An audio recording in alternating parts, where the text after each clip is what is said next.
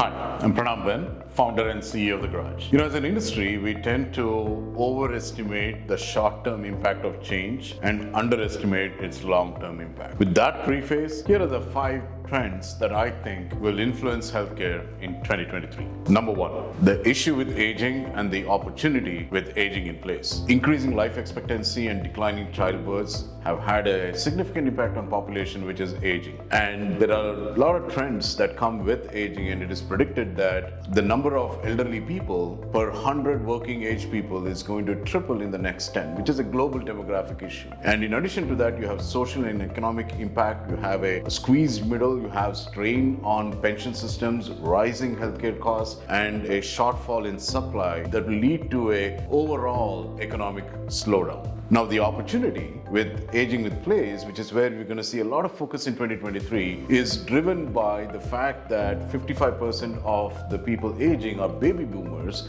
who are generally tech savvy. There are regulatory and policy incentives in place that is driving more aging in place solutions, whether it is home-based care, whether it is hospital at home, or other incentives that are directly and indirectly influencing aging in place. Number 2, calibration of digital health capitalization. There's been more than $1 trillion invested in 8,000 healthcare transactions in the last 10 years, of which more than 100 billion has been focused on digital health. Increased rates and increased cost of capitalization is going to drive that shift from easy money to earn money in digital health. And the consolidation or the calibration will happen in many ways. It could happen through specialization, and most importantly, in 2023, I expect the calibration to focus on real impact versus potential impact. Number 3, digital front door strategy as a normalization of telemedicine. About 70% of US consumers today go online for their health needs, whether they're looking at provider ratings, buying health products, or taking decisions. A multimodal digital front strategy that has both synchronous and asynchronous touch points will allow for the disruption of especially primary care in our industry by big tech and other innovative models that come into play. Number 4,